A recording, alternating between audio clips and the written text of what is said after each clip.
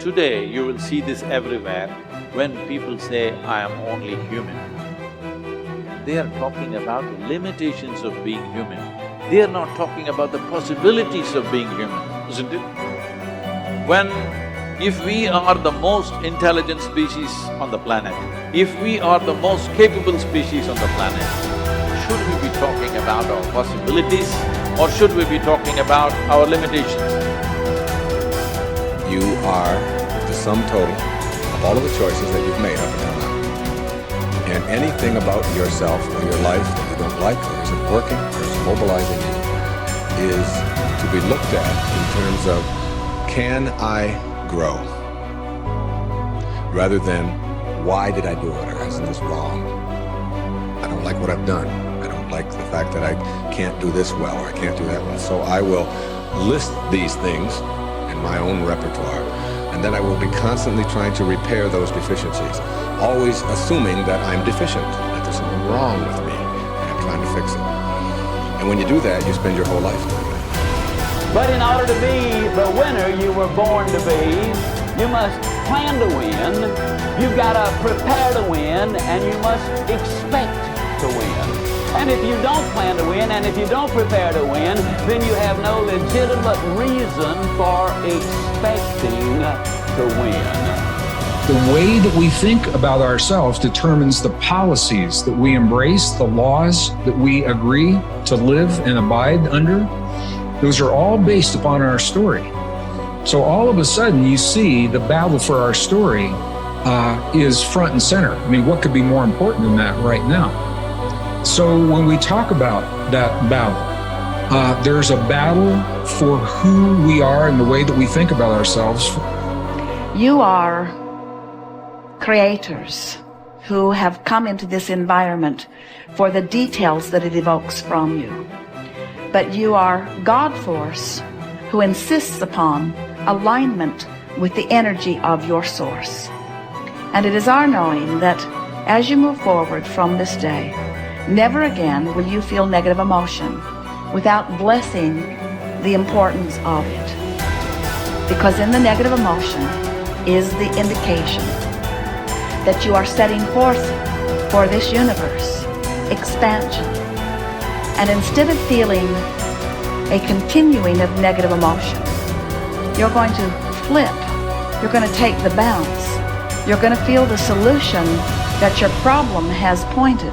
So then as you begin to think about a new possibility, and your brain begins to fire in new sequences and new patterns and new combinations, and you begin to plan your behaviors, and you begin to review in your mind, mentally rehearse who you're going to be in your life. The mere action of mental rehearsal begins to install the neurological circuits in your brain. Now your brain is no longer a record of the past. Now it's in fact a map to the future. And if you were then to begin to emotionally embrace your future before it's made manifest, in other words, you're not waiting for your healing to feel wholeness. You're not waiting for your new relationship to feel love. You're not waiting for the mystical moment to feel awe. You're not waiting for your success to feel empowered. That's the old model of reality, of cause and effect. Many of you, as I have been, as I am, are where you are in your life based upon what you believe. And it's not just what you think you believe on the surface, it's also your shadow beliefs that are holding you back from moving into the life that you believe you deserve. What I know is if you're not looking at the shadows, if you're not looking at what is subconsciously running through the tape in your mind, telling yourself you're not good enough, you're not worthy enough, you're not smart enough, you're not enough, which is a tape that's playing for a lot of people. If you're not conscious of that, then you end up acting out of that belief system and not out of what you know to be the truest or want to be the truest for yourself. How do you alter your mindset? The only path is through new awareness. You can receive advice all day long. Many people do. They love being told what to do. They're hooked on new books, new ideas, new lists. They learn and learn and learn in all directions except the one that matters most. Learning about themselves. There is no getting around this. It's hard to sustain new happiness without new awareness. You can go for the run, you can have the hard conversation, you can eat better food, you can wake up early, read at night, you can do it all. But does it make you happier? Deep down, long term, that's the metric. If it does, if you're happier, it's because you realize something new about yourself.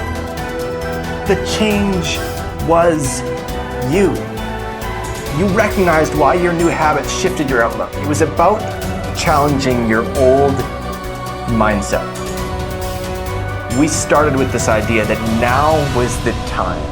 It was the time to do more, to do better, to create the change and go for it, do it. If now is the time for change, make the change, but recognize what you are truly seeking. That your body may transform, your habits may improve, you may learn new ideas, but where did the change start? What was behind it all? It's always your mindset. To control where awareness goes, we're controlling where energy is flowing. And if we're controlling where energy is flowing, we're controlling what's manifesting in our life. And this is a great secret to learn. This is something that I've learned in the monastery. My guru shared with me that's really changed my life. Because I've realized that all I need to do is control where my awareness goes. And if I can control where my awareness goes, I can control where my energy is flowing. And if I can control where my energy is flowing, I can control what is manifesting in my life. And therefore I can even choose to create positive things in my life or negative things in my life. If you want to enjoy self-confidence on the outside, you must practice complete integrity on the inside. The foundation of self-confidence is for you to live your life consistent with your innermost values and principles, while thinking and acting in harmony with your highest aspirations. Men and women with the most